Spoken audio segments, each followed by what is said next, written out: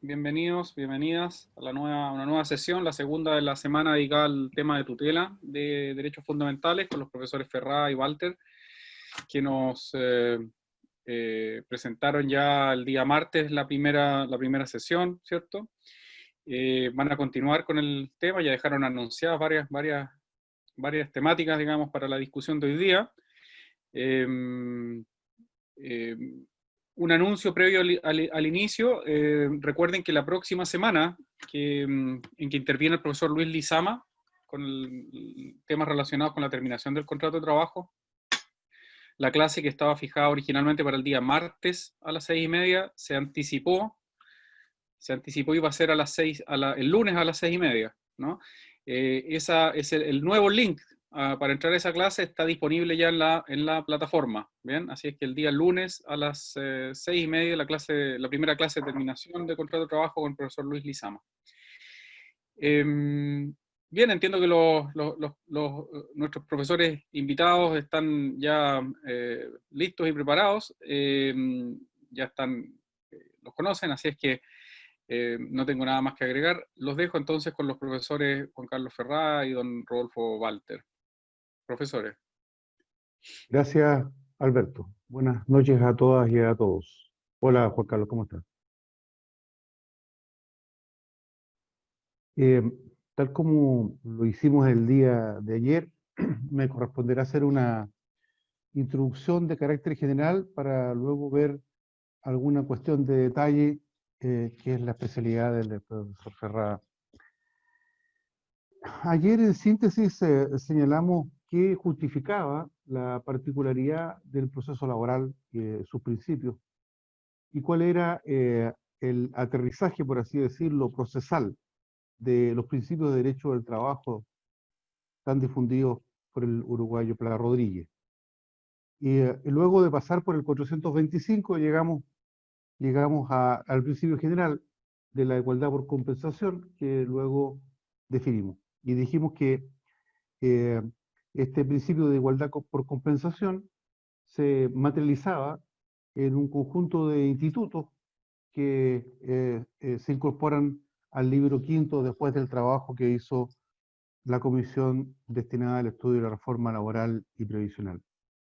¿Y cómo llega a este tema el principio de igualdad por compensación? Llega en un aspecto más general en la incorporación del procedimiento de tutela laboral y luego a través de, por cierto, la creación de este sistema específico de protección de los derechos fundamentales laborales, y luego ello se va traduciendo en un conjunto de, podemos decirlo, subinstitutos protectores, igualadores de este, buscadores de este reequilibrio laboral entre trabajadores y empleadores. Y ayer se anunció alguno, hoy día, entre otros aspectos, vamos a referirnos a otro de estos institutos, instrumentos que son esta traducción de la igualdad por compensación, y nos vamos a referir específicamente al artículo 493, que les recuerdo a ustedes que dice: cuando de los antecedentes aportados por la parte denunciante resultaran indicios suficientes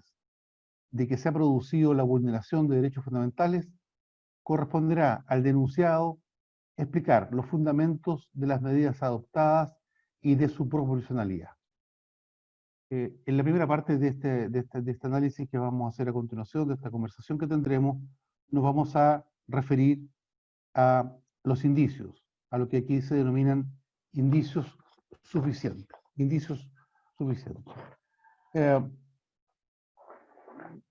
Como ustedes ya saben también, el corazón del proceso finalmente es la prueba. Y la prueba se traduce, por cierto, en dos etapas. En la etapa de determinación de los hechos a probar, y luego los medios por los cuales se intenta probar los hechos que se han establecido como punto de prueba.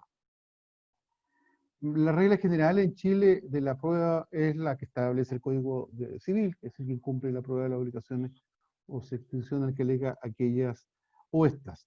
Pero esa es una norma establecida del Código Civil, que como dijimos, al traducirse en normas de carácter procesal, lleva consigo la impronta que tiene el derecho civil, que parte de la base de la igualdad de las partes. No así, no ocurre así con el derecho procesal del trabajo, que trae la impronta del derecho civil, entonces, laboral. Entonces, la pregunta es, las normas procesales han de tener entonces una traducción diversa en lo procesal, en lo subjetivo, para poder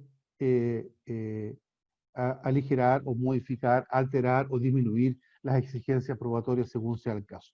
Y entonces el procedimiento laboral viene a establecer una modificación a la carga probatoria inicial que está establecida en el código, en los códigos de carácter común. Y lo hace a través de lo que se señala en el artículo 493 que ya hemos mencionado. Ahora, digamos desde ya y desde luego que la interpretación general que se ha dado de esta norma, los autores así lo han señalado, Ugarte, Comunal, entre otros, es el que se produce con este instituto una reducción de la carga probatoria y solo eso, una modulación, dicen algunos, de la carga probatoria. Y lo que vamos a intentar aquí es discutir ese acepto. Otra cuestión es el que algunos sostienen, que estoy introduciendo los temas que se van a plantear luego, eh, el que se trata de una regla de juicio, es decir, que esta opera al momento en que se resuelva la controversia. De este modo, el proceso laboral se aparta de esta idea de considerar al procedimiento y a las partes como iguales y en condiciones iguales al momento de producir la prueba. Eh, Esa asimetría de las partes al poder probar es la que recoge el artículo 493. ¿Por qué se establece esta regla probatoria de carácter especial? Desde luego, básicamente se dice que es el trabajador el que se encuentra en más precarias condiciones al momento de probar, y desde luego porque además el probar en muchos casos tiene la dificultad probatoria que conlleva develar una intencionalidad discriminatoria por parte de quien lesiona estos derechos fundamentales, que normalmente será para efecto del empleador. Es decir, estos mecanismos vienen a solucionar o intentar solucionar el entregar una herramienta más eficaz a las partes. Otro elemento que se menciona es que el empleador es el que tiene la mayor cercanía a la prueba, es decir, aquel que tiene acceso, conoce la empresa, sabe dónde puede probarse y tiene además el dominio de la posibilidad de contar con los testigos suficientes. Una última cuestión que podemos agregar aquí, tal como se hizo ayer, es el origen de esta prueba, el origen de este instituto, de esta institución.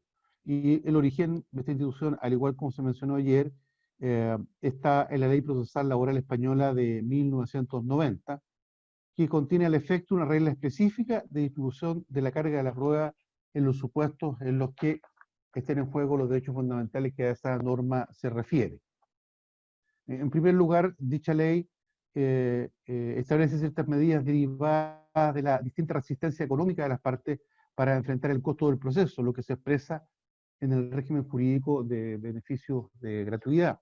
En segundo lugar, se contempla una diversa intensidad de las cargas probatorias impuestas a las partes, haciendo recaer en muchas ocasiones sobre el empleador la carga de la prueba, a pesar de asumir ordinariamente la condición de demandada, lo que ustedes perciben modifica la regla general.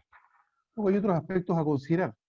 Y desde luego está el tema de la prueba material y formal, y a cada uno de esos aspectos que se refiere, pero dicho lo anterior y con esos antecedentes, podemos entrar luego a ver en los indicios, respecto a lo cual solamente lo enunciaré. Hay varias preguntas que hacerse aquí. ¿Desde cuándo se aportan los indicios? ¿Qué son los indicios? Que son, a mi juicio, en nuestro juicio, nada más que hechos y que secuencialmente deben de probarse. Eh, eh, y básicamente habrá un hecho base o indicio que se deberá probar, luego habrá una deducción, una relación de suficiencia directa entre el hecho base y el hecho al cual se le va a otorgar la condición de presumido o de presunto. Esa es más bien la lógica que tiene. También podríamos agregar que hay distintos modos de establecer una distinta distribución de la carga de la prueba. De luego, ustedes conocen la carga de la prueba dinámica, en fin. Y desde luego, entonces hay un modo legal, directo o indirecto, de modificar la carga de la prueba y, por cierto, el modo indirecto serán la presunción. Bueno, dicho lo anterior, sirva de introducción entonces para a aquellos aspectos a los que se va a referir ahora el profesor Ferrado. Juan Carlos, por favor.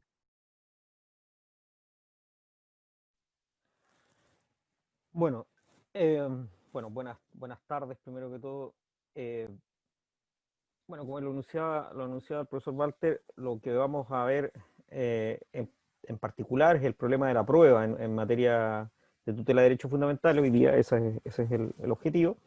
Y en particular nos vamos a centrar sobre una norma que es muy relevante, que es el artículo 493 del Código del Trabajo, pero obviamente no va a ser solo esa norma, sino que esa norma es la norma ancla de la cual desde la cual vamos a partir, y generándonos o formulando más preguntas que respuestas, o distintas posiciones sobre los distintos temas que hay, y también planteando algunas soluciones que nosotros hemos ya formulado, algunas de ellas, o nos hemos planteado.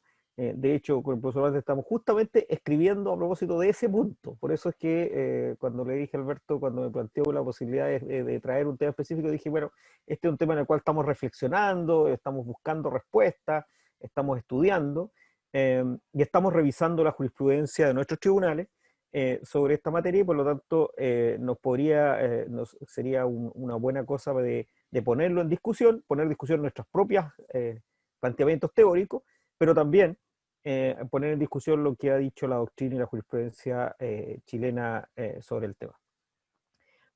Para estos efectos quisiera compartir pantalla con una presentación, una pequeña presentación, que va enunciando algunas cosas que me parece que pueden servir como de guía.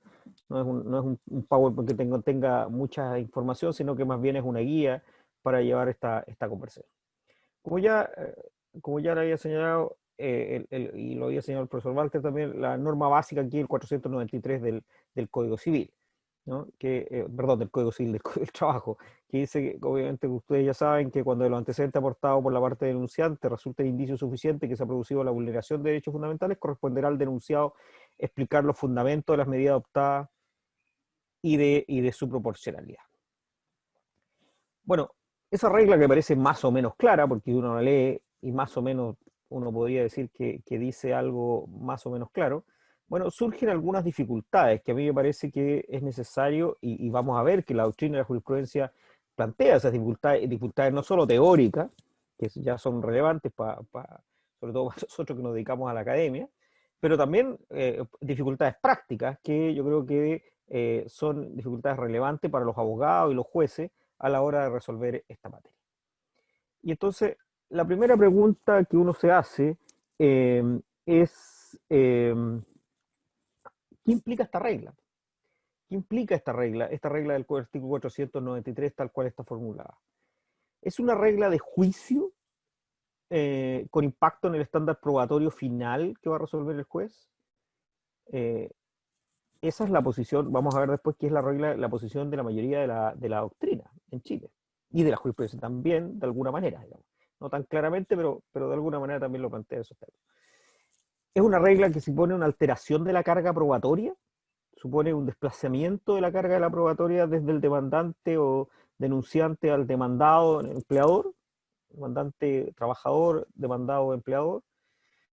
Es una aplicación, simplemente es una aplicación de esta teoría que se llama de las cargas dinámicas de la prueba, que está muy en boga en estos días y que se está discutiendo a efectos de modificar el Código Procesal Civil, ¿qué cosa es esa regla? ¿Y qué significa contestar con lo primero, con lo segundo o con la tercera alternativa? ¿Qué efectos prácticos produce? ¿Qué efectos, más allá de la teoría, qué efectos prácticos produce contestar esta pregunta con alguna de las respuestas que están señaladas ahí u otra que uno pudiera cuestionarse?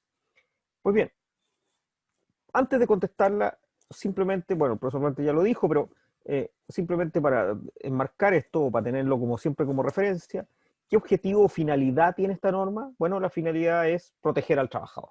Es decir, establecer una regla de reequilibrio de las posiciones jurídicas del empleador y trabajador, donde evidentemente el trabajador tiene una posición más debilitada, y como tiene una posición más debilitada, lo que hace el código es, a través de reglas procesales, es fortalecer o reequilibrar esa relación procesal y establecer entonces en beneficio del trabajador una regla probatoria.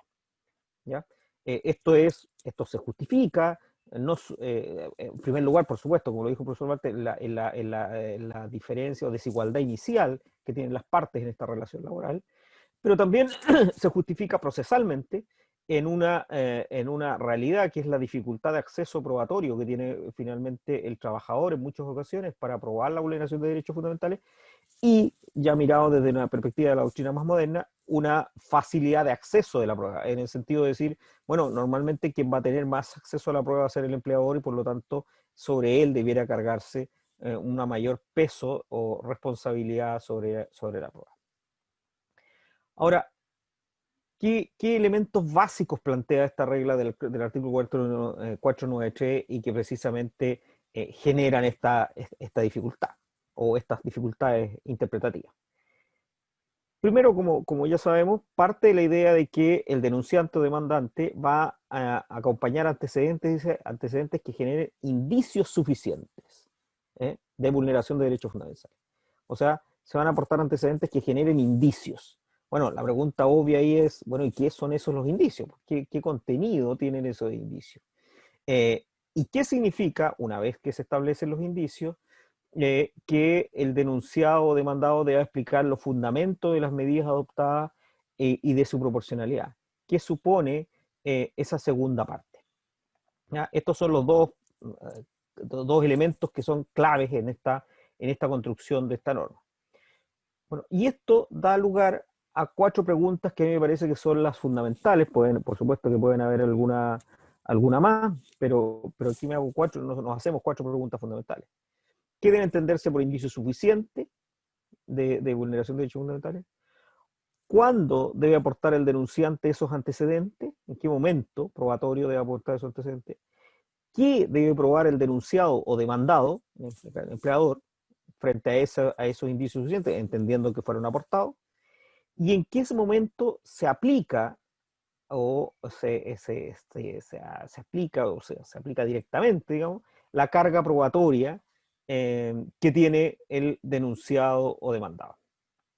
Como digo, son 4 preguntas las cuales nosotros nos hacemos para construir, digamos, o desmenuzar una respuesta a propósito del 493, pero evidentemente que pueden haber otras preguntas que son relevantes y que podrían también plantearse, y ustedes seguramente se han planteado, y las podemos abordar en la medida que tengamos algunas respuestas sobre eso, con las dudas que tenemos también nosotros sobre la materia. La primera pregunta, ¿qué son los indicios suficientes? Bueno, como se sabe, esto es una nomenclatura fundamentalmente de origen más bien penal o procesal penal, esto de la prueba por vía de los indicios, y que tiene conceptos o aplicaciones similares en otras áreas como el ámbito penal, y que tienen también otras denominaciones, como la prueba artificial, la prueba circunstancial, la prueba induciaria, la prueba indirecta, la prueba de presunción, la prueba de inferencia, o la prueba de conjeturas. Aquí nosotros hicimos simplemente un barrido de las denominaciones que uno pudiera encontrar en la doctrina, fundamentalmente la doctrina comparada, a propósito de las pruebas de indicio. Pero cualquiera sea estas de las denominaciones que se tienen, pareciera que los indicios o las pruebas indiciarias, como quiera llamarse, apuntan a dos, o tiene dos acepciones posibles. Podrían haber una tercera, y de hecho hay una tercera, pero nos concentramos en dos que me parece que son las más relevantes. Ahora, entender los indicios como una especie de presunción, ¿ya? En la medida en que indica un razonamiento, un argumento mediante el cual se vinculan dos hechos, extrayendo de ellos una consecuencia para el otro, o entender el indicio como referencia a la fuente, al hecho conocido del cual tiene lugar la operación de inferencia. Y eso, optar por una de las dos alternativas es muy relevante, porque si uno entiende que es lo primero, entonces la prueba ya está constituida, digamos, con el indicio, porque efectivamente se genera la presunción. Ya se entiende que el indicio es sinónimo de presunción y por lo tanto se entiende que ya hay una operación de deducción que hizo el tribunal una vez que fueron aportados los antecedentes. Sin embargo, si nos vamos a la segunda acepción, que a mí me parece que es más, o nos parece que es más correcta, entendemos que en realidad el indicio simplemente es un hecho que es un hecho conocido, que se aporta al juicio y del cual todavía no se ha sacado ninguna conclusión. No hay una operación de inferencia. El juez no ha hecho nada distinto a simplemente plantear de plantearse el hecho conocido.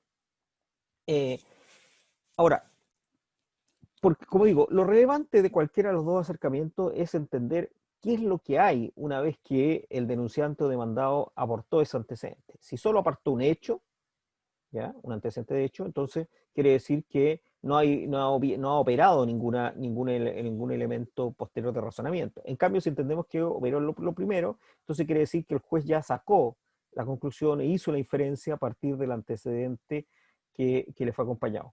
Ojo, en eso yo diría que más o menos conteste la doctrina de jurisprudencia, en que el antecedente o indicio suficiente no es la afirmación de un hecho, es la aportación de algo más que una afirmación, es decir, algún elemento probatorio, algún elemento que justifique ese hecho, que dé lugar precisamente a las consecuencias que opera del artículo 493. De modo que si no hay ningún antecedente, la sola afirmación de un hecho no genera necesariamente la regla del artículo 493. También hay otra discusión a propósito de ahí, pero me parece que es menos relevante, es que como el artículo 493 dice indicio suficiente, algunos sostienen que se exigiría para que operara la regla del 493 más de uno, ¿eh? Porque es plural, dice indicio suficiente. Y no lo utiliza en términos singulares. Sin embargo, yo creo que eso es la verdad, o sea, claro, la literalidad de la norma podría tener algún efecto, pero en realidad no tiene un impacto no debería tener una lectura tan formal, porque si no, finalmente estamos planteando es una exigencia que en realidad no tendría ningún fundamento, ni en la norma, ni en los antecedentes, ni en la discusión que se tuvo cuando se planteó esta norma. Ahora bien, estos indicios o estos antecedentes que dan lugar a los indicios aportados deben ser evidentemente que aportados por el denunciante o demandante, y eso están referidos efectivamente a la vulneración de derechos fundamentales. Y estos antecedentes o que generan los indicios suficientes, deben ser aportados por el denunciante en la demanda, ¿ya? En la demanda, porque efectivamente la demanda es la que genera precisamente la afirmación de la vulneración del derecho fundamental y en el cual se aporta el antecedente. Se podría plantear la duda sobre si es posible o no aportar estos antecedentes o indicios que dan lugar a los indicios en un momento distinto que la demanda. Es decir, si en el mismo curso del juicio es posible o no aportar estos antecedentes distintos al de la demanda. Es difícil, yo creo, sostener eso. Es difícil sostener que se puedan aportar estos antecedentes con posterioridad a la demanda. Y sobre todo porque... y aquí, claro, vamos a entrar en un tema complejo, que lo vamos a ver inmediatamente, porque si se aportan con posterioridad a la demanda, en realidad quedan en una situación de antecedente no discutido, y por lo tanto, desde el punto de vista de la prueba del demandado, del empleador, quedaría en una situación disminuida porque no tendría los antecedentes necesarios que se le han sido expuestos en la demanda para efectos de después contrarrestarlo con propia prueba. Entonces, ahí yo creo que se genera un problema y por lo tanto pareciera que lo lógico, y así de alguna manera se deduce del 490 pues, también del Código del Trabajo, es que y de las reglas generales, incluso también uno podría decir de la propia demanda, es que los antecedentes, de los requisitos de la demanda, que los antecedentes debieran aportarse en la denuncia o en la demanda para los efectos de la aplicación del artículo 493. Por lo tanto, si el trabajador no aporta ningún antecedente que suponga la vulneración de un derecho fundamental, bueno, entonces lo lógico sería que no se aplicara la regla del artículo 493, que es la que está establecida en el código. Si no, no tendría sentido, digamos, esa afirmación. Ahora, ¿qué tiene que probar el denunciado frente a ese antecedente que, y aquí entramos ya en un tema, entramos en temas más complejos? ¿Qué tiene que aportar o aprobar el denunciado una vez que se le aportan los antecedentes por parte del denunciante o demandado? Bueno, puede probar la falsedad de esos hechos, que sirve de antecedente para establecer esos indicios, o sea que los hechos son falsos, a partir de antecedentes materiales que aportan no tiene sentido porque los hechos son falsos, o siendo verdaderos los hechos, estos tienen una explicación, tienen una justificación suficiente, las medidas adoptadas por el empleador, o las medidas son en realidad proporcionales a lo que establece la propia norma, o las medidas no afectan el contenido esencial del derecho fundamental, o no son necesariamente represalias contra el trabajador, en caso que sea ese el fundamento del antecedente, del indicio para efectos de tratar de aplicar el artículo 493, perdón, o no, pero en todo caso, ninguna de esas afirmaciones supone que el empleador tenga que probar un hecho negativo. Ahora, aquí se produce un fenómeno bien complejo, y que por supuesto me interesa debatirlo, o que nos interesa que lo debatamos en el curso, pero si me permiten, dejen terminar con esto y después volvemos, pero ya desde ahora lo anuncio, es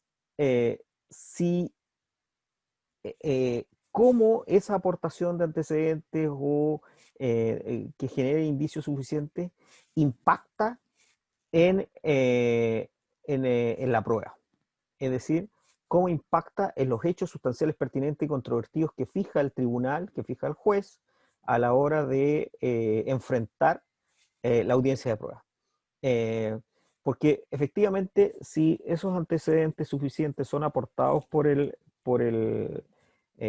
denunciante o demandante, lo lógico sería que eso impactara inmediatamente en la fijación de los hechos sustanciales pertinentes y controvertidos. Es decir, que el tribunal dispusiera en la fijación de estos hechos que el empleador debe probar o la falsedad de los mismos, o la existencia de justificación suficiente, o el carácter proporcionado o no arbitrario de la medida, o la no afectación del contenido esencial de ese mismo derecho fundamental que se considera vulnerado, o que no hubo tal represalia, digamos, en contra del trabajador, o que en realidad nunca tuvo ese objeto.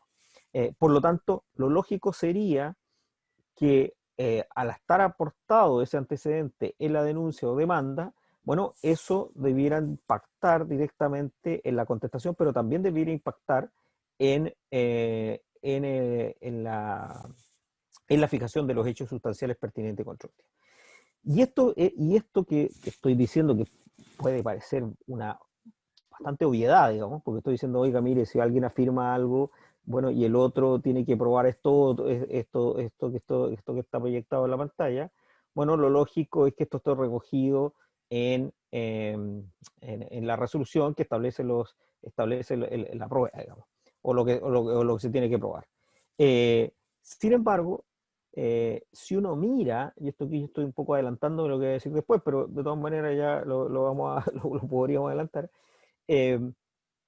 Si uno mira las resoluciones de los tribunales del trabajo y en esto con el profesor Walter hemos estado revisando mucho caso, mucha jurisprudencia, uno se da cuenta que muy pocas resoluciones de jueces laborales, efectivamente establecen dentro de los hechos controvertidos la obligación de probar del empleador alguna de estas circunstancias que están señaladas. ¿Y esto por qué? Bueno, yo tengo una explicación, digamos, no podría, que habría que, estos son elucubraciones, ¿no? Y que tiene una lógica, digamos, una explicación que lo vamos a justificar un ratito más sobre la base de la doctrina, que es entender por muchos autores que la regla del 493 es una regla de juicio, y una regla de juicio que opera solo a la hora de dictarse la sentencia. Y entonces, como opera solo al momento de dictarse la sentencia, esto no impactaría en la resolución que recibe la causa de prueba o en la resolución que fija los hechos controvertidos, y sino que sería solo una regla auxiliar de interpretación del juez al momento de resolver sin que exista prueba suficiente para resolver de una manera u otra. Y así lo ha dicho, como digo, la doctrina, lo ha dicho de hecho expresamente la doctrina mayoritaria laboral en Chile, entendiendo que lo que hay en esto es simplemente una regla de juicio, una regla auxiliar, podríamos decir, de prueba, que tiene que utilizar el juez en el momento de resolver, pero no una regla de carga probatoria propiamente tal durante el juicio. ¿Ya? No sé si se entiende lo que estoy diciendo, la diferencia, pero voy a volver sobre esto, pero si me permiten un momento más, pero lo que quiero decir es que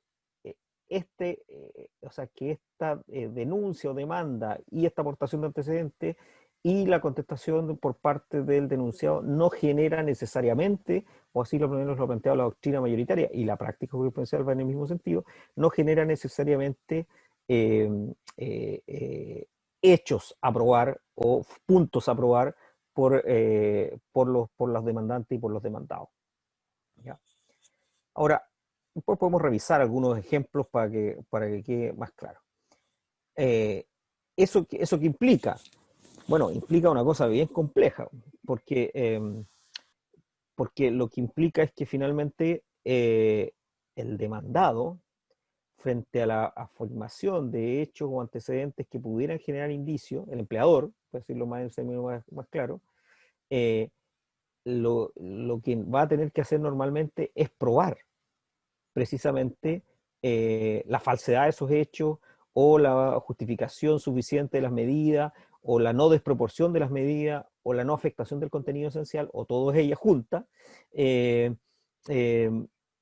porque está en una situación en la cual es probable que el juez, al momento de resolver, aplique la regla del 493 sobre la base de los antecedentes que fueron aportados en la demanda, aun cuando la resolución que fija los hechos controvertidos no haya señalado expresamente la obligación o la carga de probar del empleador alguna de estas circunstancias que están señaladas en la lámina.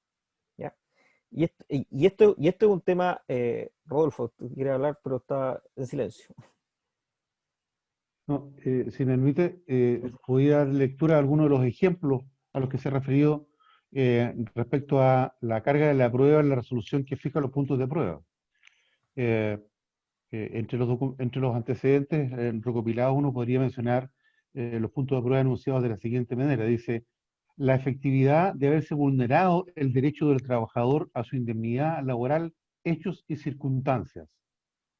Efectividad de que los despidos de tal y tal persona tuvieron sus causas reales en los hechos acontecidos el día tanto y tanto.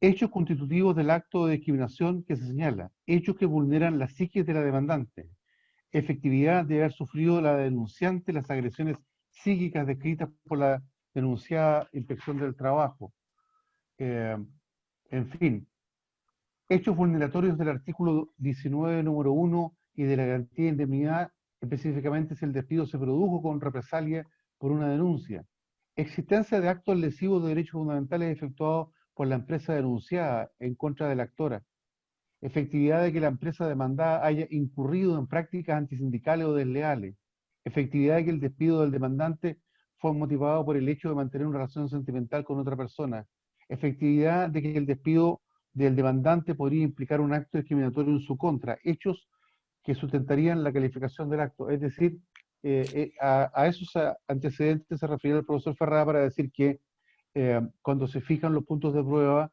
se le impone al denunciante, el denunciante, a lo menos en la estructura de los puntos de prueba, la obligación de probar. Claro, gracias, Rodolfo. Esos son ejemplos muy claros porque son típicos ejemplos que se plantean en los juicios laborales. Claro, si uno lee esos puntos de prueba, ¿qué es lo que uno deduce de eso? Bueno, que está imponiendo la carga de la prueba al demandante, al denunciante, porque le está diciendo, usted fije o pruebe que fue despedido o que fue de alguna manera vulnerado sus derechos fundamentales con alguna medida impuesta por el empleador. Usted lo prueba. Y por lo tanto, eso podría llevar a pensar que el demandado lo que simplemente tiene que hacer es negar esos hechos. ¿Ya? Bastaría con negarlo porque la carga de la prueba está impuesta al trabajador. Sin embargo, como lo vamos a ver en un momento a través de algunos ejemplos, sin embargo, en la realidad, lo que hace muchas veces el juez laboral, no digo siempre, pero muchas veces lo hace el juez laboral, es entender, cuando llega finalmente el asunto para juicio, para sentencia, es entender que en ese momento puede aplicar la regla del 493. Y ante la duda respecto de la prueba aportada, y aplicando el 493, va a decir, bueno, si tengo mi duda entre si esta medida fue o no desproporcionada, o fue o no suficiente, fue o no justificada, afectó o no el contenido esencial, me voy a inclinar por el trabajador porque estoy aplicando una regla de juicio la regla de juicio del 493. Claro, en ese contexto, ¿qué va a plantear el empleador? ¿O qué podría plantear el empleador? Es decir, oiga, pero a mí nunca nadie me dijo, ni en la resolución que se fija los hechos controvertidos, la resolución que fija la prueba, los hechos de prueba, nunca nadie me dijo que yo tenía que probar algo. Al contrario, si uno lee los puntos de prueba, lo que se imponía era la obligación de prueba o la carga de prueba por parte del trabajador, no del empleador. Y por lo tanto, yo no probé nada, pero no probé nada porque los puntos, como estaban redactados, me llevaban a entender que yo no tenía la obligación de probar y que por lo tanto el juez, una vez haber leído la denuncia y la demanda y la contestación, entendió que no habían indicios suficientes para que operara la regla del 493. Perdón, ¿alguien iba a decir algo? Como que alguien parece que quiso hablar. ¿No? No, parece que a alguien se le fue no, el audio. Bueno, eso es una dificultad. Eso efectivamente genera una dificultad en la práctica real. Yo, y en esto quisiera aportar algún grado de la experiencia que yo tengo o que he tenido como abogado integrante de Corte de Apelaciones. Una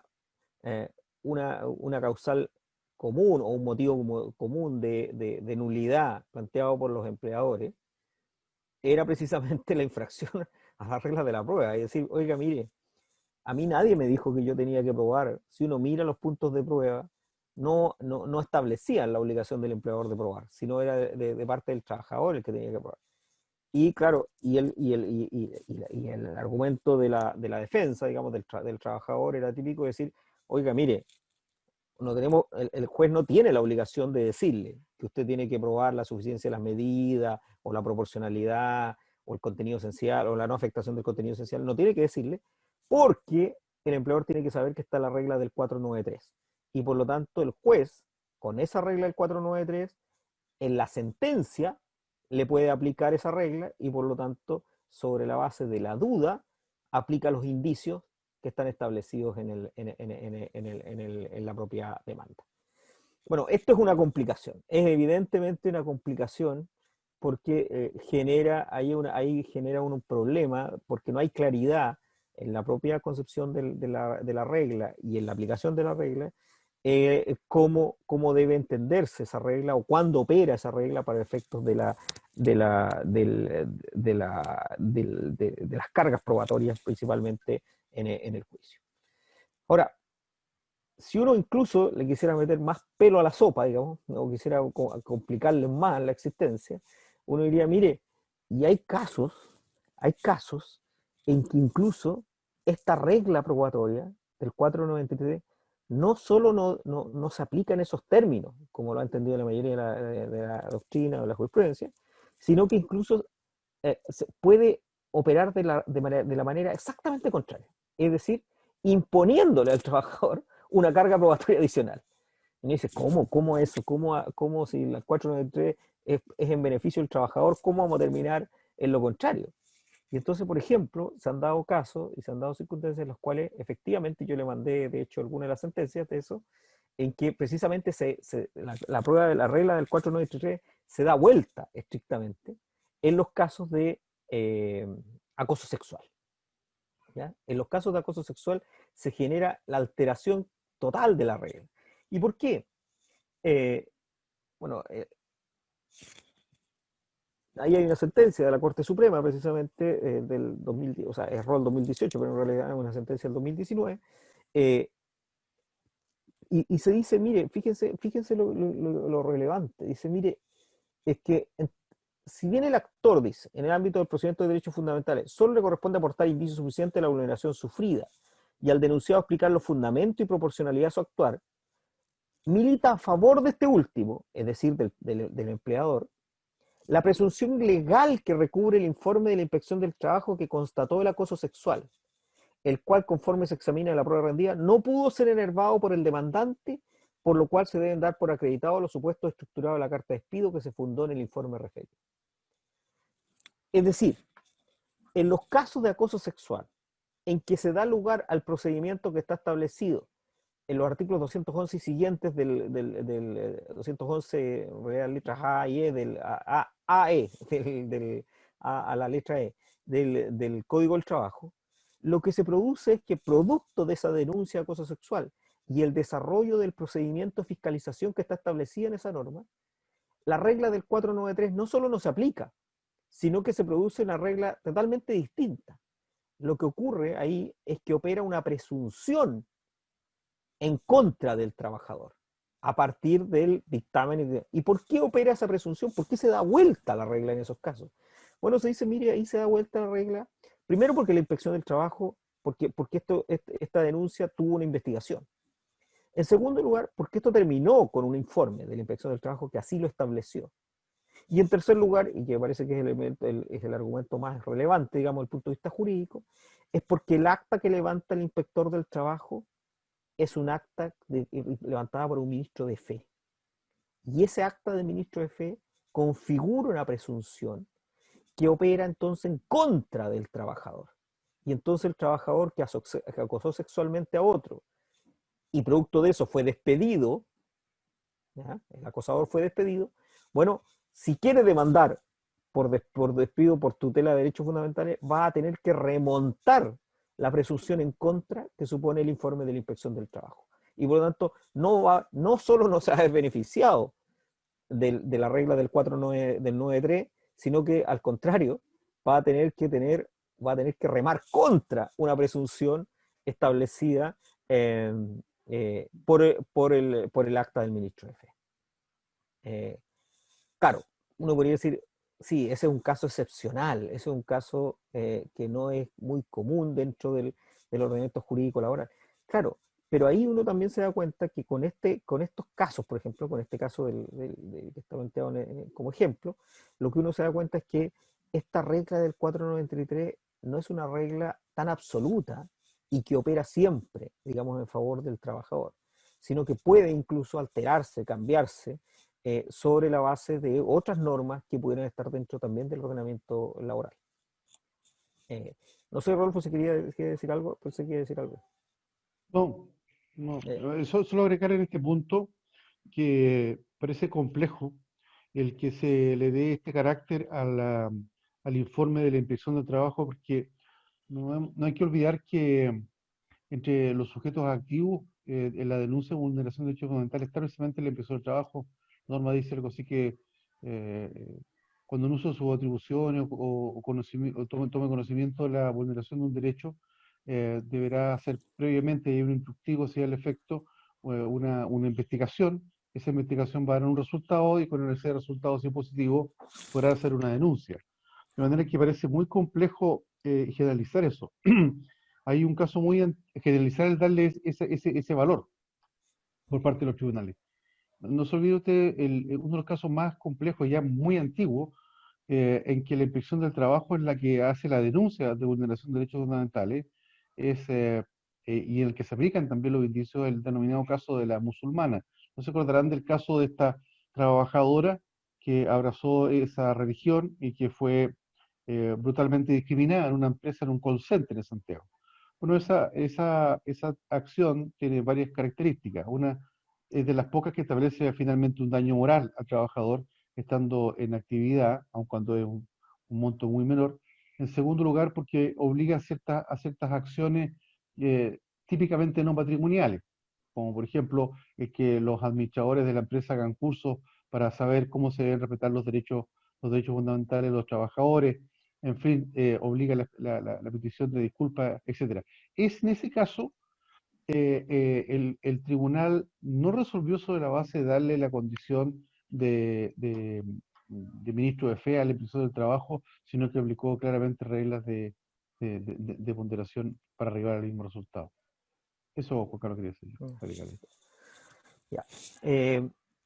Bueno, como digo, ese caso del acoso sexual me parece que es un caso interesante porque está en esa sentencia, porque de alguna manera nos mueve el 493, lo pone en crítica, o más bien no más en crítica, lo pone en una situación de aplicación mucho más crítica, y por lo tanto lo que hace es plantearnos que esa regla no es absoluta, que esa regla puede cambiar, dependiendo de otras circunstancias que jueguen o de otras aplicaciones de otras normas que jueguen en el sistema jurídico, como en este caso las reglas sobre acoso sexual.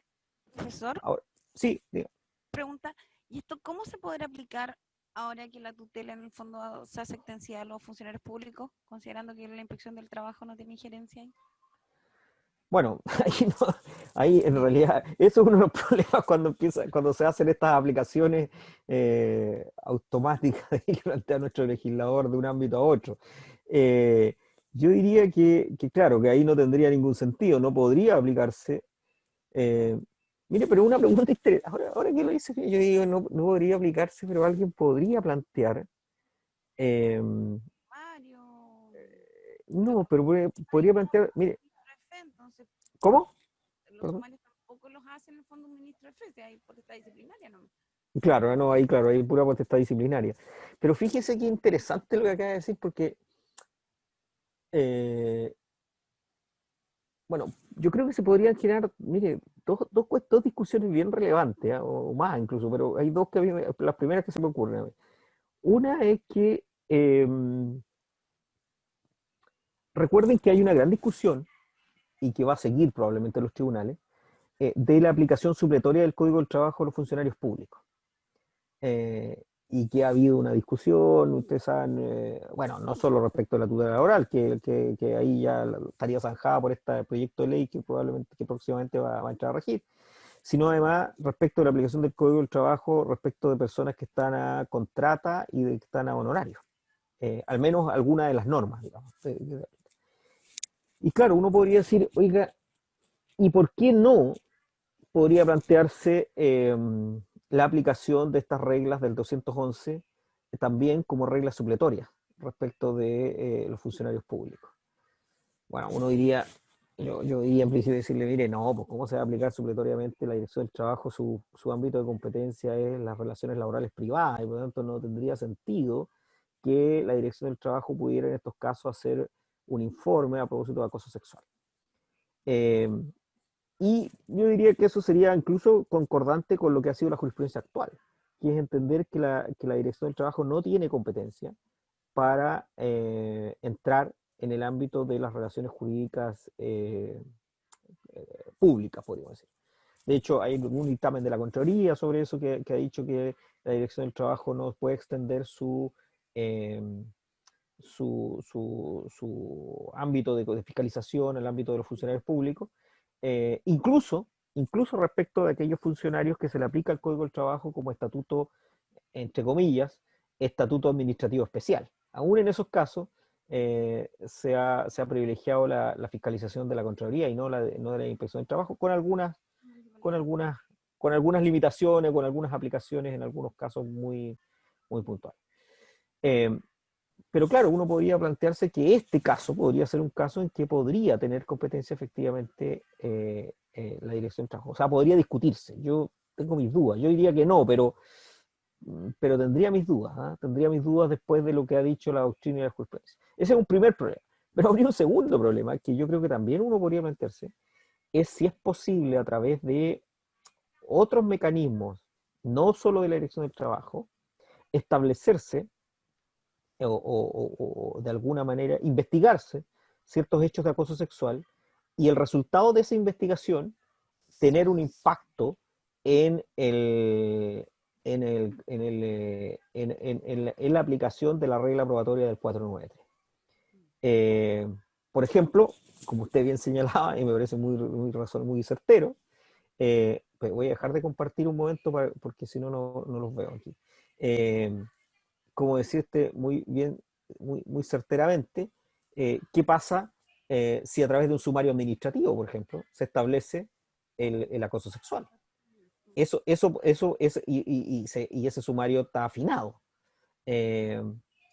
¿Significa eso que entonces ahí la regla del 493 no se aplica en el caso que se demande tutela?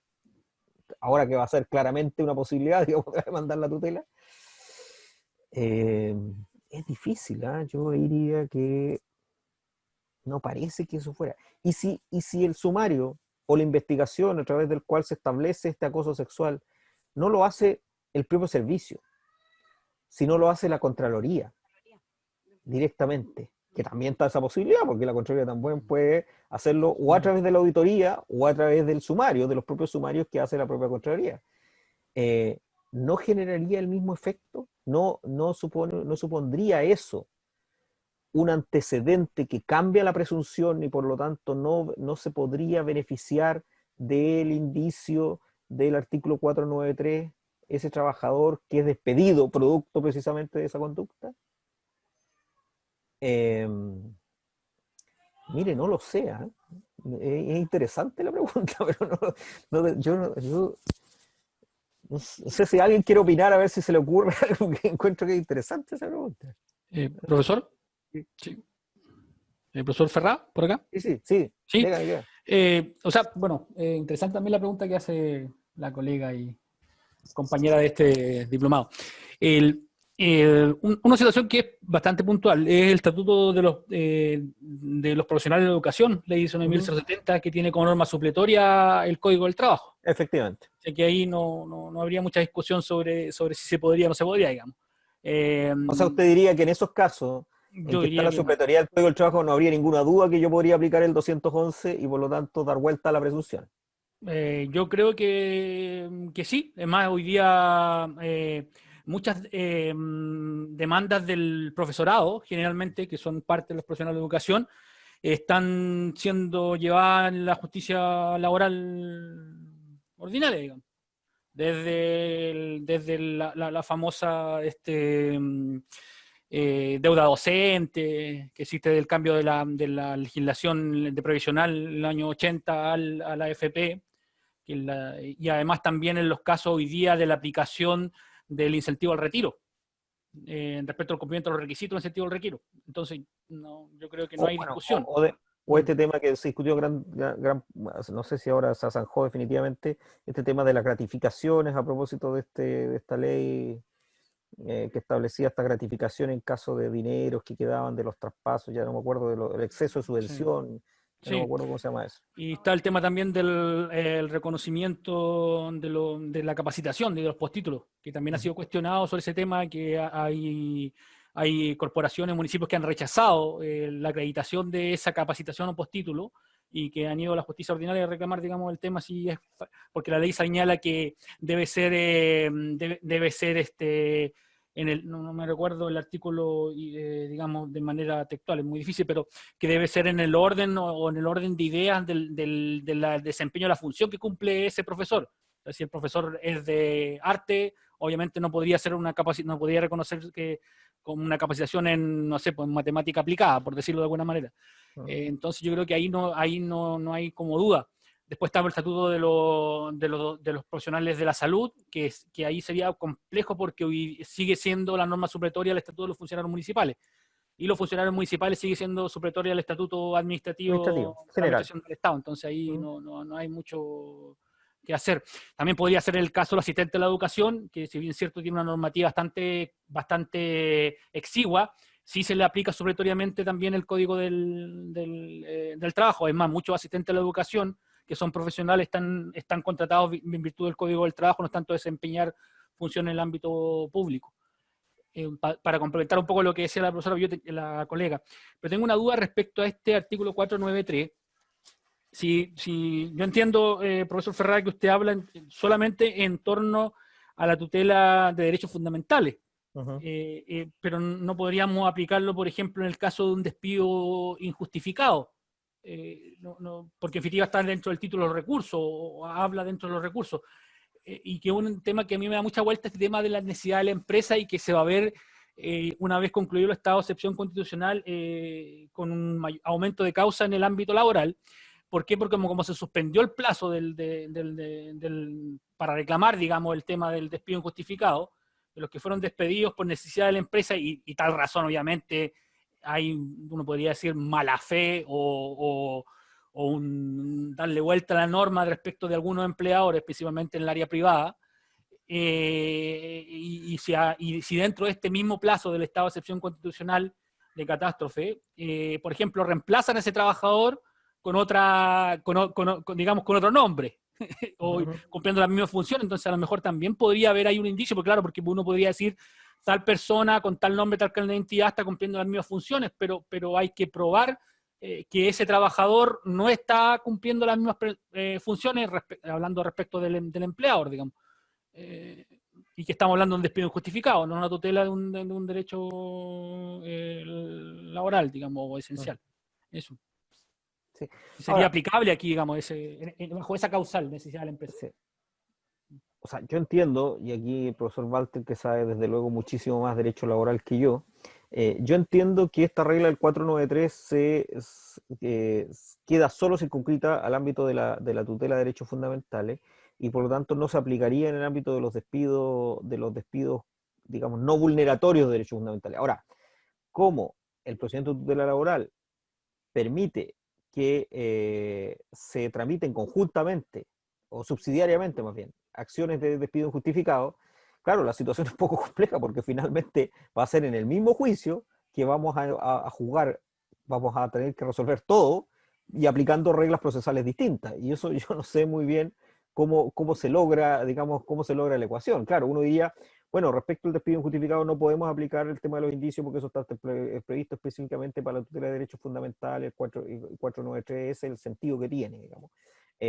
Pero claro, es raro que opere esa regla procesal respecto de parte del juicio y respecto de la otra parte del juicio no opere, digamos.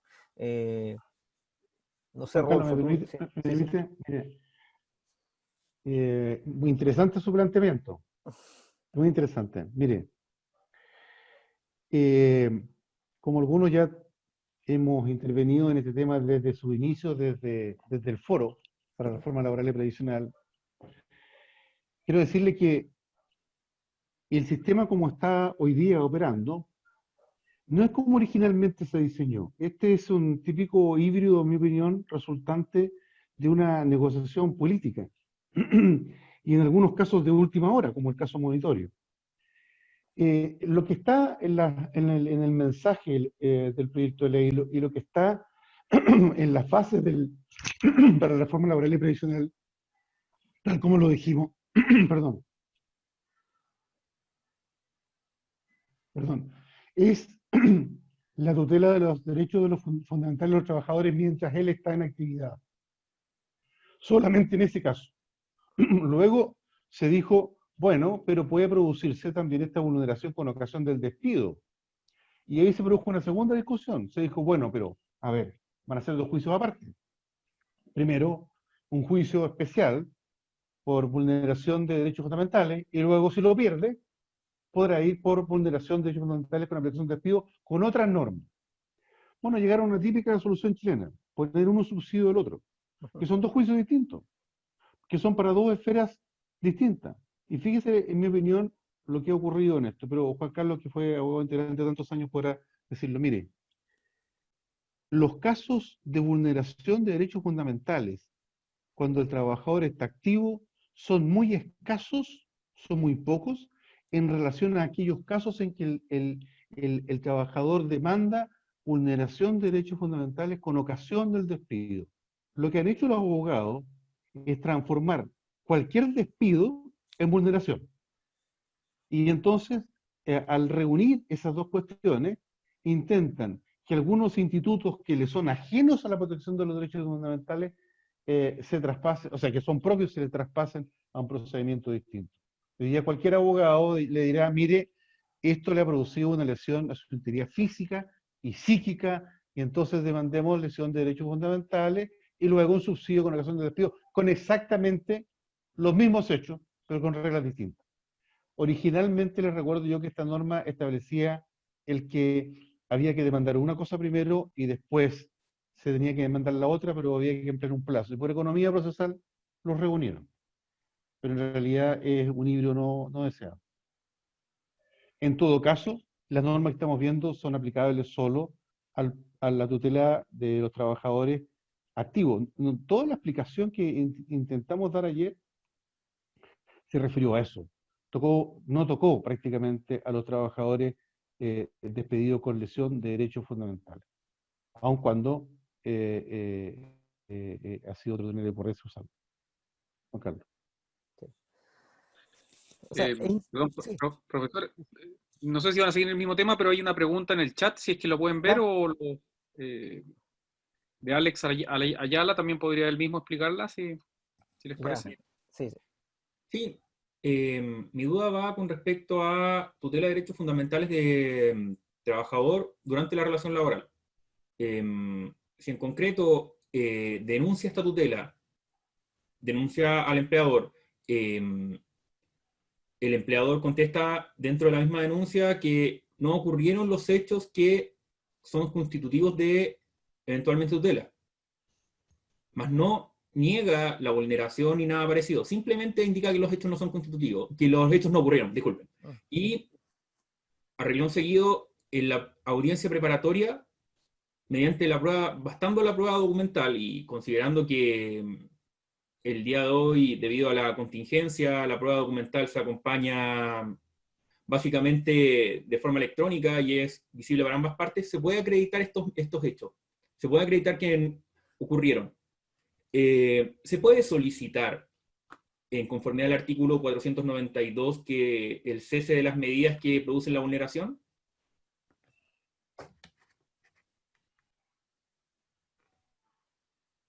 Bueno, la norma en general podemos buscarla, pero dice que el cese de los hechos constitutivos de la vulneración alegada puede decretarse en el acto de la interposición de la demanda o en el transcurso, o puede solicitarse y decretarse durante el transcurso del juicio. Yo no veo inconveniente en también pedirle allí.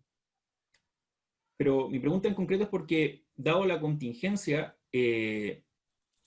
ahora la prueba documental queda a disposición y en De vista las del partes, tribunal. claro. Sí. Pero en un procedimiento normal, esto no ocurriría. Simplemente sería obligación, eventualmente como construcción jurisprudencial, más no obligación legal, que las partes llevasen su prueba documental, pero no exhibírsela al tribunal. Por eso es mi pregunta, porque eventualmente se puede basar el denunciante en la prueba acompañada por el denunciado para estos efectos. Bien. Bueno, la norma del 492 dice, el juez de oficio, a petición de parte, dispondrá en la primera resolución que dicta la suspensión de los efectos del acto impugnado cuando parezca de los antecedentes acompañados al proceso que se trata de lesiones de especial gravedad o cuando la vulneración denunciada puede causar efecto irreversible. Ello bajo apercibimiento, etcétera, etcétera. la que podrá repetirse. Deberá también hacerlo en cualquier tiempo desde que cuente con dichos antecedentes. O sea, yo entiendo que podría perfectamente bien aportar los antecedentes y pedir la suspensión de los efectos del acto impugnado. Pero parece que no entendí muy bien la pregunta. Algo no me cuadra. Los antecedentes, si es que no estuviese el tiempo de pandemia y la excepción constitucional, no estarían a disposición del tribunal porque sería solamente la prueba documental sería obligación de enunciarla, más no acompañarla. Ujú. Por eso es mi duda, porque es por esta excepcionalidad que se tiene acceso a ella. Mm. Ya, pero a ver, imagínense que usted quiere probar, una cosa como práctica, imagínense usted que quiere probar que la vulneración de derechos fundamentales consiste en que le han eh, instalado cámaras de seguridad en determinados lugares en las que son de ámbito más bien privado. Yo creo que en la denuncia usted debe pedir la suspensión inmediata de los efectos del acto impugnado. Y en la propia demanda, a pesar que la ley tiene esta limitación, establecer ciertos hechos que usted deberá probar en su condición después de indicios. Y allí podrá mencionar específicamente cada uno de los hechos de especial gravedad, que produce este efecto irreversible, y podría usted, ¿por qué no, a mi juicio, acompañar cualquier medio de prueba que pudiera acreditarlo en el cuerpo de la demanda? No veo por qué no. Pero que en este caso es el denunciado el que acompaña La prueba. la prueba. En el fondo usted diría, mire, el denunciado, el demandado, digamos, el empleador, en su defensa, anunció algo que en el juicio normal no lo va a acompañar inmediatamente, sino lo va a acompañar en la audiencia de juicio, pero como en este periodo excepcional lo tiene que ya acompañar desde cuando lo ofrece, digamos, en la audiencia preparatoria, en ese momento el tribunal va a tener acceso a esa prueba documental y por lo tanto podría, sobre la base de esa misma prueba documental, llegar a la conclusión de que es necesario operar el 492 y de oficio suspender la actividad vulneratoria de derechos fundamentales, ¿cierto? ¿Así lo entiendo, Daniel? Es eso mismo. Ya. Yo creo que la verdad es que yo veo que no habría inconveniente en hacerlo. Es un poco raro, y usted tiene razón en el sentido de que el juez se está beneficiando, o incluso el trabajador se estaría beneficiando de la pandemia, podríamos decir, de la consecuencia jurídica de la pandemia, que es esta obligación de aportar el documento desde ya. Pero claro, no parece razonable también limitar la potestad del juez cuando precisamente el 492 está partiendo que lo puede hacer de oficio. Entonces, bueno, obviamente de oficio lo hace cuando conoce algún antecedente. Y aquí, claro, el antecedente le va a llegar en un momento distinto, porque incluso si fuera en la audiencia de prueba, lo podría adoptar en el mismo lugar, el momento. O sea, aquí en fondo se anticipa simplemente el efecto sobre la base del conocimiento anticipado del documento.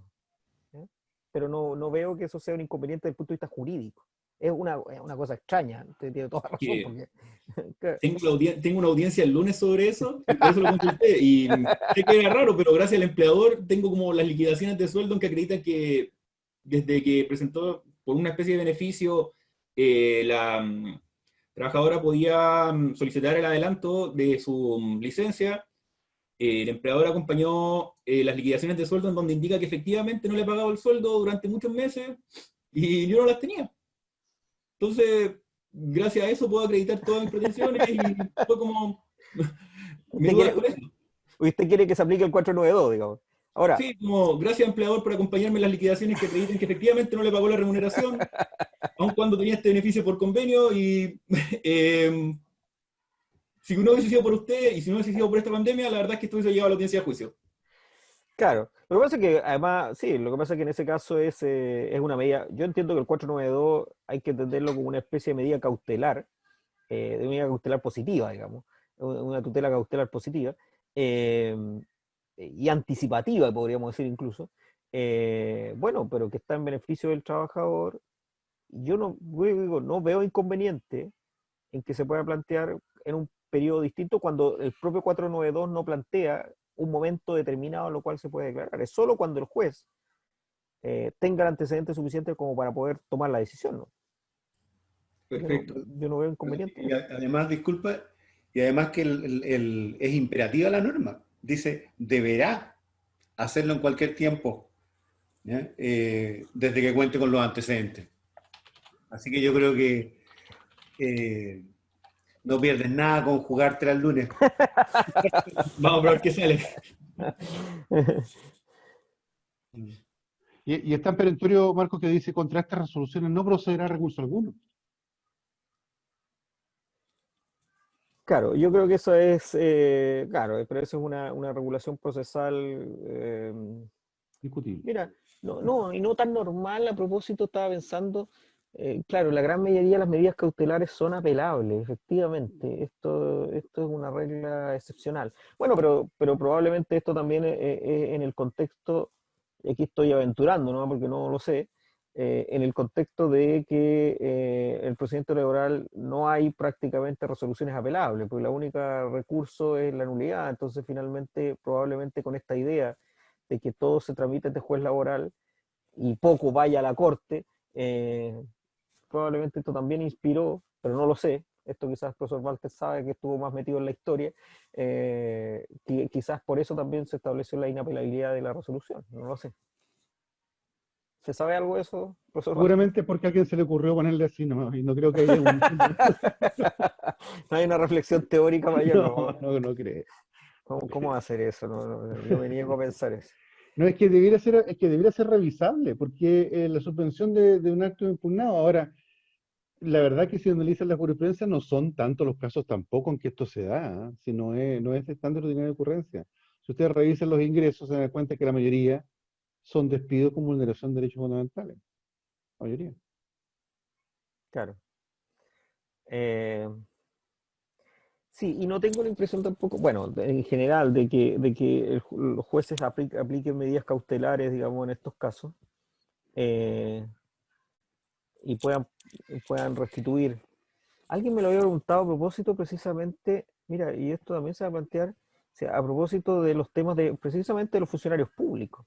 Si aplicando el 492 podría haber algún tipo de medida en contra de la propia administración pública por parte del juez laboral. Claro, y efectivamente ahí va a haber un problema también. Ahí se podrían plantear problemas. Pero bueno, vuelvo a la presentación, que me faltaba un poquito. A ver si es que recupero esto. Sí, está bien. Ahí. Bueno, ya pasando este caso que ya hablamos. Ahí sí. Me parece que un tema muy relevante, y que esto bueno, quiero dedicarle un poco más de atención, es en la oportunidad en que debe aplicarse esta regla del 493.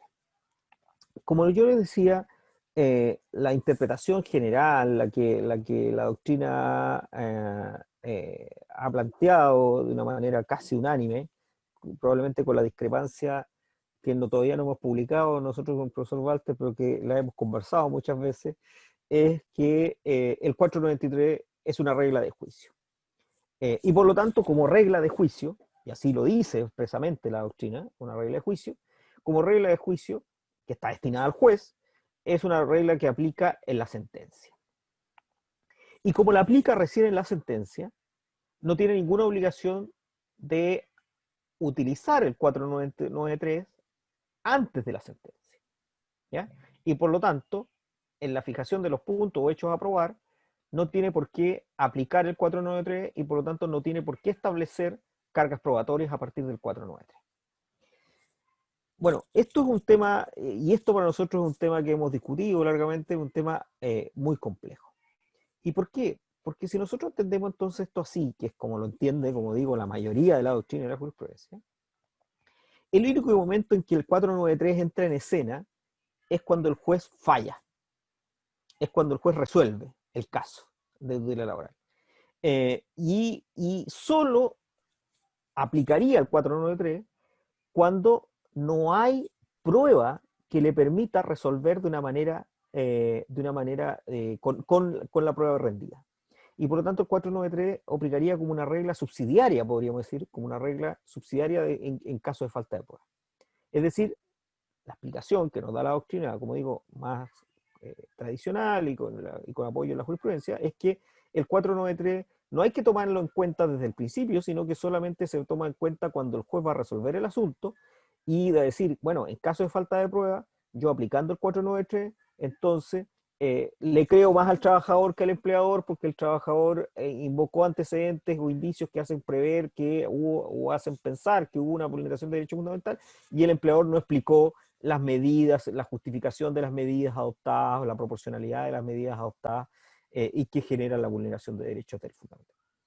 Ese punto de partida que entiende la doctrina justifica también que el 493 entonces dice, el 493 no es una regla que altere la carga de la prueba, no altera la carga de la prueba, porque la carga de la prueba sigue siendo la misma, dice.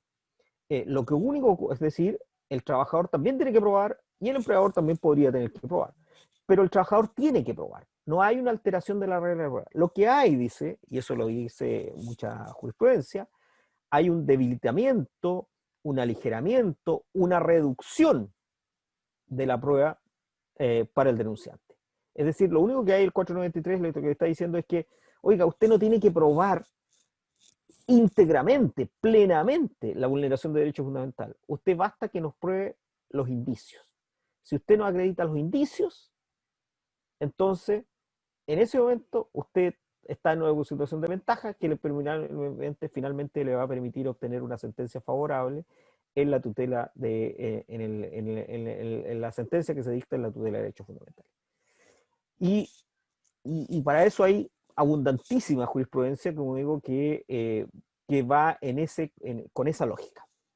Ahí pusimos un caso, que es la sentencia constitucional 723 del 2009, que me parece que este es el Muellaje San Antonio, este es el caso del Muellaje San Antonio, pero si ustedes buscan muchas sentencias van a decir más o menos lo mismo. Nosotros le acompañamos dos sentencias, una de la Corporación me parece, de Salud de Macul, me parece que la municipalidad llama Macul, y el otro, que es el demandado, y el otro es el de Muellaje San Antonio.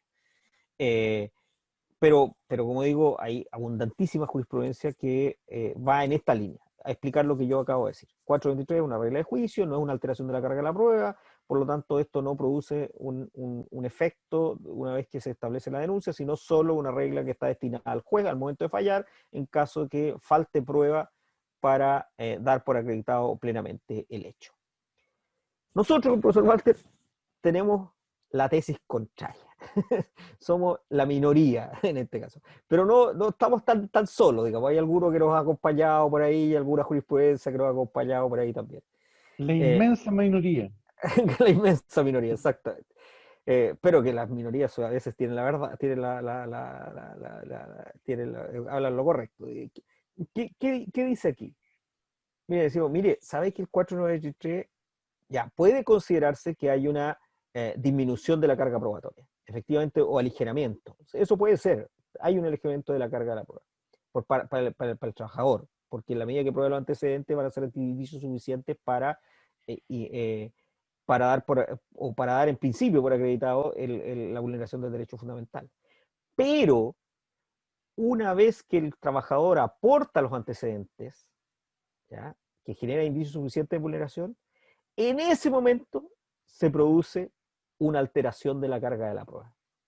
Es decir, no es que en realidad haya solo una disminución de carga probatoria, que la hay desde luego, un aligeramiento de la prueba, pero el efecto de ese aligeramiento de la prueba del trabajador es la consecuencia que trae aparejado, es una alteración de la carga de la prueba, porque recae ahora sobre el empleador el probar o la falsedad de los hechos, o la justificación de las medidas, o la proporcionalidad de las medidas, o que no hay una vulneración de derechos fundamentales. Es en ese momento.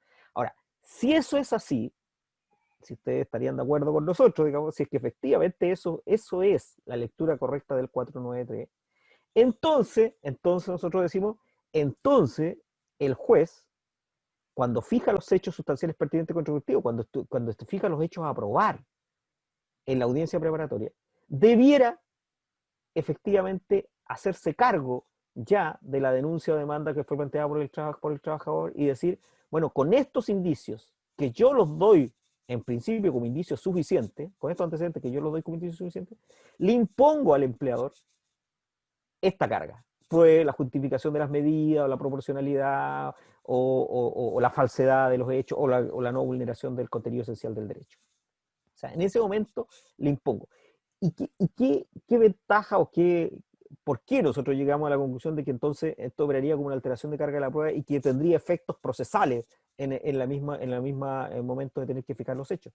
Porque eso permitiría al empleador, desde ya, saber qué es lo que tiene que probar, ¿ya?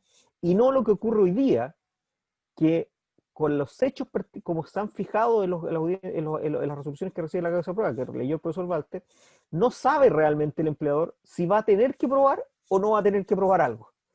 Porque lo único que dice es que tiene que probarse la vulneración del derecho. Pero ¿y si no hace nada? ¿Significa entonces que si no se prueba nada, significa entonces que va a tener una sentencia favorable? No, porque puede ser que el juez, llegado el momento de sentenciar, diga, no, está bien, el trabajador no probó nada, y el empleador tampoco. Pero ¿sabe qué? Yo, partiendo del 493, yo me leí la denuncia y encuentro ahora que estoy haciendo la sentencia, que habían antecedentes suficientes que generaban indicios para establecer precisamente la vulneración del derecho fundamental. Es decir, con los antecedentes, como hay un elemento de la carga de la prueba, yo inmediatamente en la sentencia, y a falta de prueba, entonces le doy la razón al trabajador. Parece más razonable entender que esa noticia de que se ha producido un aligeramiento de la carga de la prueba, pero que eso ha tenido una consecuencia en la carga probatoria del empleador, se le dé al empleador inmediatamente, cosa que sepa que es lo que tiene que probar, y si no lo prueba, sepa las consecuencias de esa falta de prueba o de prueba suficiente, digamos, para acreditar eso. Hay algunas sentencias, como digo, que nos dan la razón. Yo ahí puse una, hay varias más, no piensen que hay una sola, hay más de una sentencia. Esa es una sentencia de la Corte de Valparaíso, un poco antigua, pero que ahí la encontré que del 2013, pero hay otras sentencias posteriores que también van en el mismo sentido, pero sigue siendo la tesis minoritaria, no es la tesis mayoritaria que es la que expliqué antes. Ahora, sí hay que ser también en esto, digamos, que dar la información completa. Hay algunos casos, efectivamente, hay algunos casos, no muchos, en que los jueces, al fijar los hechos sustanciales pertinentes y controvertidos de la prueba, sí fijan también ciertas cargas probatorias para el empleador. Hay algunos casos que sí se lo establecen. Nosotros tenemos algunos casos también que sí se establecen.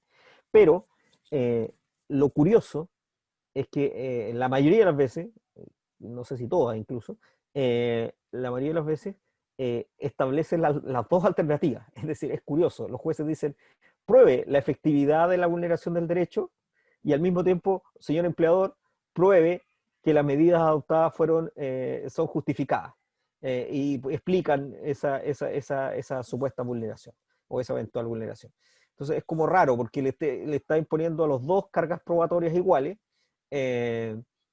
pero con consecuencias, digamos, para uno y distintas a las de otro sobre la base del artículo 493 del Código del Trabajo.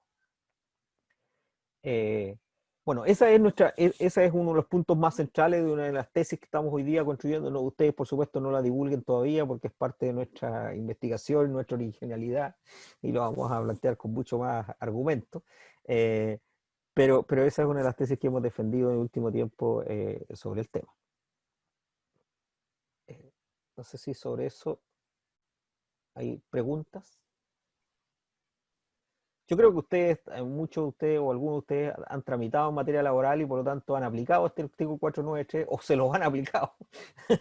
¿Me entiendo? Y entonces pueden tener también una experiencia distinta sobre esto. Al respecto, como que no tengo una pregunta, pero tengo a lo mejor una acotación. Sí, diga. Yo creo que en el fondo me colocaría en una posición u otra, dependiendo si a lo mejor tengo la facilidad para probar lo que se me está a lo mejor atacando, o si no me quedaría callado, si no trataría de que en los hechos controvertidos se agregaran algunos hechos que a lo mejor se les pasó al juez, una cosa así. Ya. Bueno, desde luego esto depende. Eso es lo que claro, trataría de hacer, como tomar una u otra. ¿Ah?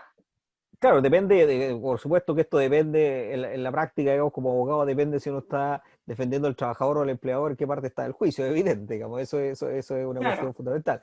Pero ojo, y aquí por eso nosotros llamamos la atención y por eso es la consecuencia práctica de esta discusión. Porque mire, como le digo, esta es una discusión teórica, porque es una discusión doctrinal sobre si es una regla de juicio o es una regla de prueba. Nosotros con el profesor Valtes sostenemos que es una regla de carga probatoria, en cambio, como le decimos, la doctrina mayoritaria sostiene que es una regla de juicio. Es una discusión teórica, pero es una discusión teórica que tiene un efecto práctico muy relevante, que es el efecto que se va a producir con la falta de la prueba. Con la falta de la prueba, o en el mismo juicio con los hechos sustanciales pertinentes y controvertidos que se fijen como puntos de prueba. Y el problema es que, claro, que hoy día, como está la situación, si hoy día, por ejemplo, yo asumiera la defensa de un empleador, ¿qué me parecería a mí lo lógico? Decirle, ¿sabe qué? Usted pruebe la suficiencia de las medidas adoptadas, o la justificación, o la proporcionalidad, o la no arbitrariedad de la medida adoptada. Pero el empleador me podría decir, o un abogado que tuviera el empleador, que por ejemplo un abogado que se dedicara al derecho civil, me podría decir, oiga, pero ¿por qué le está diciendo al empleador que pruebe algo si los hechos sustanciales y pertinentes y controvertidos no le están imponiendo esa carga probatoria? No dice que pruebe nada, no dice que pruebe la suficiencia de las medidas, dice que... ¿Por qué usted está asumiendo el rol de tener que probar todo eso cuando no está establecido en la resolución judicial que impone los hechos a probar? Y claro, la única respuesta es decirle, oiga, no, ¿sabe lo que pasa? Y eso por eso es lo complicado, porque decirle, ¿sabe lo que pasa? Que aunque no lo diga en la resolución, en la sentencia le pueden aplicar la regla del 493 y ahí le pegan el guachacazo y le dicen, oiga, usted no probó nada. Es casi como una sorpresa que le llega al final del juicio. Entonces, eso es lo complicado, porque no es solo que teóricamente uno puede discutir sobre qué tipo de naturaleza o características tiene esa regla del 493, sino es el efecto jurídico que produce esa regla al final del juicio. No sé si se entiende eso. Profesor, Sí. me quedé con la idea de su caso del acoso. No estará acusado usted de acoso, ¿no? No. Ya, muy bien. Profesor. Quiero que me resuelva mi audiencia mañana, digamos. Es que con este tema de ya la pronta aplicación de la tutela a los funcionarios públicos, y quizás dejando de un lado a aquellos funcionarios públicos que se le aplica como norma supletoria el Código del Trabajo, y que hay no solamente tenemos funcionarios contratados en CONAF, en otras corporaciones que son parte del Estado, que en definitiva claramente tienen Código del Trabajo, la Corporación de Sentencia Judicial, no obstante un organismo dependiente del Ministerio de Justicia, son todos Código del Trabajo. El Instituto Nacional de Derechos Humanos, sí. ¿Cómo se llama? No, tiene muchos casos, la Superintendencia de Banco e Instituciones Financieras, el Banco Central, tiene un listado enorme de casos. Entonces, la mayoría de esos casos establece en su normativa especial, digamos, es que en el caso de hechos constitutivos de una infracción administrativa, infracción sumaria, o en definitiva de hechos que ameriten un delito, que sean suficientes para emitir un delito, establece que generalmente se aplica un procedimiento breve y sumario, que es la regla del sumario administrativo, digamos. Entonces, en el caso de un funcionario que sea suspendido de sus funciones, o apartado de funciones, destinado a otro apartamento, a otro departamento, a otra unidad, y además de eso, agravado con privación de parte de sus remuneraciones.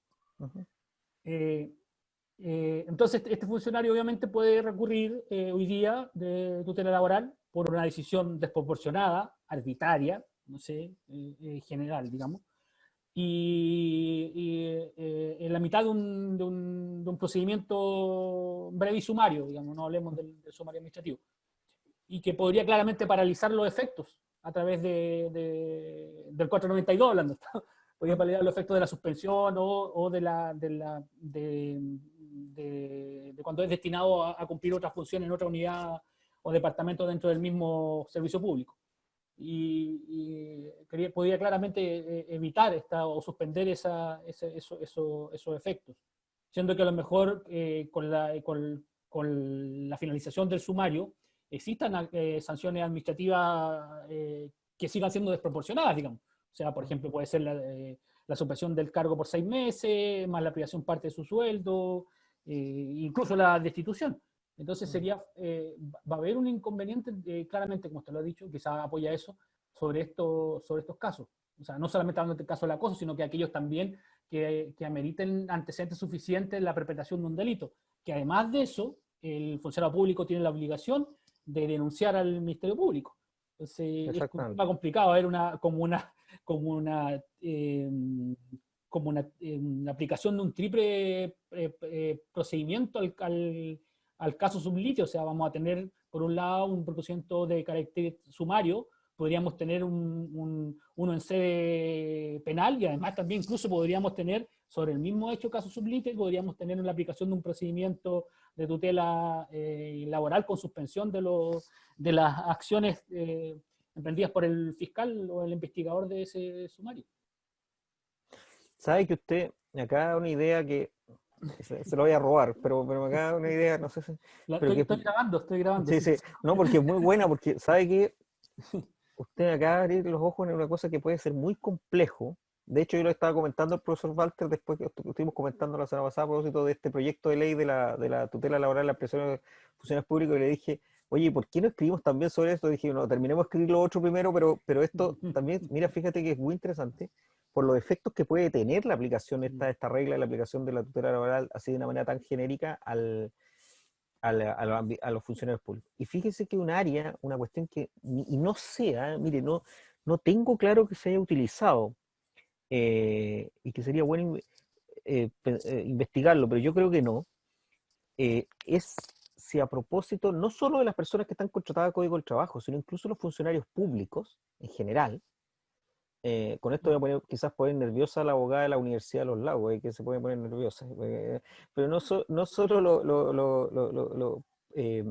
incluso los que, digamos, los que se le aplica estatuto administrativo, que en el marco de un sumario sean suspendidos como medida cautelar, la posibilidad de llevar esa suspensión al juicio laboral directamente, a la tutela laboral, y tratar de aplicar el 492 y suspender los efectos de la suspensión. Mire, un caso bien curioso, porque podría ser, porque el sumario tiene la lógica, precisamente el sumario administrativo, de tratar de paralizar, como medida cautelar, tener al trabajador suspendido o trasladado, digamos, incluso, bueno, con goce de parte de la remuneración, de la mitad de la remuneración. Y ahora, por la vía de la tutela laboral, yo podría, antes que termine el sumario, judicializar eso. Aplicando el 492. O sea, aplicando el procedimiento de tutela, pero además aplicando el 492 como medida cautelar intermedia. Claro, eso es un efecto bien... Yo no conozco casos que se hayan producido eso. O sea, hasta ahora que se aplicaba la tutela laboral igual a los funcionarios públicos, pero de una manera más bien jurisprudencial, digamos. Pero no conozco casos que se haya planteado ahí. Y claro, y ahora podría plantearse de una manera mucho más simple. O sea, la discusión competencial y digamos, de procedimiento ya no tiene sentido, porque eso estaría resuelto, y por lo tanto la discusión en realidad sería el fondo de la discusión. Directamente yo entraría al fondo de la discusión. E incluso pensando en aquellos procedimientos sumarios o investigaciones breves y sumarias que se extienden más allá de un plazo razonable y plausible. Infiniría también una sanción, y obviamente los sumarios nunca terminan en el tiempo porque los plazos establecidos no son perentorios. Entonces, ¿qué pasa con aquellos que incluso en la Contraloría, cuando uno reclama, le dice, no, ¿sabes qué? El procedimiento sumarial o investigación sumaria está en curso, por lo tanto la Contraloría no puede pronunciarse sobre el fondo. Dice, ¿sabe qué? Espere que termine. Pero oye, pero el sumario lleva, la investigación sumaria, o en el caso más grave todavía, la investigación sumaria lleva 3 años, y yo todavía estoy esperando ver qué pasa, pues si me sancionan o no me sancionan, me suspenden o no me suspenden, no sé, pues me separaron de mis funciones, me siguen pagando. Entonces, porque la Contraloría ahí no va a intervenir hasta que esté Afinado. afinado y tome razón de la sanción administrativa. No, incluso yo diría que la jurisprudencia en materia de recurso de protección es bastante abundante en el sentido de que si uno recurre a protección durante el sumario, en general las cortes lo que hacen es rechazar los recursos entendiendo que hay un sumario pendiente, hay un procedimiento administrativo pendiente, digamos, en desarrollo, y por lo tanto no hay una resolución definitiva, y por lo tanto dicen, oiga, espérese a que se termine el sumario, y ahí conversamos, digamos, incluso aplicando las reglas de la ley de base de procedimiento administrativo de 54, a propósito digamos, del momento de impugnación. O del artículo 15 de la clasificación de los actos entre mero trámite y actos finales, actos terminales. Entonces, es interesante porque abriría un espacio de discusión que hasta ahora yo diría que no ha estado. Doña Nancy, ¿se puso nerviosa o no? Sí, más o menos, pero me acordé también de que la Contraloría igual tiene un deber de abstención cuando se judicializan los temas, entonces sí, no, claro. esto igual sería una forma de sacar a la Contraloría de encima y judicializar un tema que resuelva el tribunal, sobre todo con los sumarios y sobre todo, perdón, con los temas de acoso, que son lo que más se está dando ahora último, sobre todo en las universidades, con los temas de acoso y esas denuncias que generan este tipo de temas, y la tutela puede ser una vía para eso, una tutela estando vigente la relación de trabajo laboral. Es interesante. Profesor, referente justamente a lo mismo, porque el proyecto de ley habla, claro, de los funcionarios de la administración del Estado, hace referencia a ciertos capítulos de la Constitución. ¿Qué va a pasar con las Fuerzas Armadas y de Orden? Yo sé que hay jurisprudencia de la Corte que ha dicho, especialmente para los CPR contratados por resolución, que no se les aplica, hay una unificación de la Suprema que señala que no se le aplicaba en el fondo los procedimientos de tutela a los CPR. Pero ahora con la modificación de la ley, porque hay que pensar que en el fondo los funcionarios de las Fuerzas Armadas y de Orden igual se les aplica la 1980, la ley de base, están sujetos a la Contraloría, no sé, pues de orden dependen de los ministerios. O sea, y aquí estamos hablando de obedientes jerarquizados, son jerarquizados obedientes, no deliberantes. Entonces, en relación a la tutela, cuando hay órdenes directas, que pueden, no sé. Sí, a ver, yo lo que creo es que no hay ninguna limitación establecida en el proyecto como está establecido, y no creo que exista, que diga que están excluidos los miembros de las Fuerzas Armadas de la tutela laboral, sobre todo porque además la referencia está hecha a los funcionarios de la administración del Estado en general, y de hecho hay una referencia al artículo 1 y su segundo del Código del Trabajo. Y por lo tanto yo no vería ningún inconveniente en aplicarla. Ahora, y esto va a tener problemas y va a generar ruido y va a generar un problema con la aplicación de las normas específicas o especiales aplicables a los funcionarios de Fuerzas Armadas, por supuesto. Ahí va a haber un ruido que yo... Principalmente por el carácter militar que tienen. Claro. Y en el fondo, ¿qué pasa con las órdenes directas? Hay dentro de las mismas normas, en el fondo, de los derechos fundamentales que se aplican en generación de la tutela, muchas veces hasta el trato que hay entre los mandos. No, claro, es una relación que efectivamente es distinta, digamos. Mire, yo ahí la verdad que no sé cómo se va a aplicar esto en la práctica. Ahora, una cosa, no sé si pongo en problema al profesor Walter, pero me gusta poner los problemas, este 492 alguna vez, o sea, ¿qué tanta frecuencia ha tenido de aplicación y qué impacto ha tenido hasta ahora? ¿Tú sabes, Rodolfo? Ha sido utilizado principalmente cuando parece muy evidente la violación de derechos fundamentales. Por ejemplo, ha tenido aplicación en el tema de las cámaras de vigilancia y ha tenido aplicación en los sistemas de revisión. Pero hace tiempo que el tema de la revisión de los trabajadores al ingreso y la salida del lugar de trabajo está bastante resuelto por la inspección del trabajo, así que ha disminuido. Mira, sería interesante, antes que termine el curso, podríamos aportarle algunos de los casos. Yo recuerdo muy poco, sí, muy poco. Pero tiene aplicación. Complementando al profesor, a propósito del COVID y funcionarios de la educación, hubieron casos en donde se aplicó el 492, específicamente funcionarios de la educación presentaban como sindicato tutela de derechos fundamentales, dado que el empleador en un momento le estaba solicitando reingresar o volver a clases sin tener las medidas de higiene y seguridad correspondientes por la pandemia. Entonces presentaban tutela y lo primero que le decían era o no ingreso, o tenga el control mínimo, o nosotros no volvamos. Y en esos casos creo que se aplicó, al igual que uno de la Sindicato de Trabajadores de la Católica, del Hospital Clínico de la Católica. Sí, ese sí. Pero, pero ese de la Católica también a propósito del COVID. No, es anterior. Anterior. Es anterior. Ya. Pero son como casos como... Ya, porque los que yo vi a propósito de COVID, a propósito de estas medidas de medidas a propósito adoptadas por los empleadores, a propósito del COVID y las medidas de seguridad, qué sé yo, porque eso es otra cosa que estoy escribiendo, de hecho tengo terminada esta semana, es que la forma normal de impugnación fue vía recurso de protección y las cortes de apelaciones declararon inadmisibles los recursos, en casi todos, o sea, salvo, no sé, 5 o 6 de los 40 que se más o menos interpusieron, fueron declarados inadmisibles. En general, los cortes de apelaciones no quisieron entrar en la discusión sobre las medidas adoptadas por los empleadores, tanto en la medida de volver como en la medida de ir a trabajar por turno, o ir, que son básicamente funcionarios públicos, que fueron los que presentaron recursos de protección en esos casos.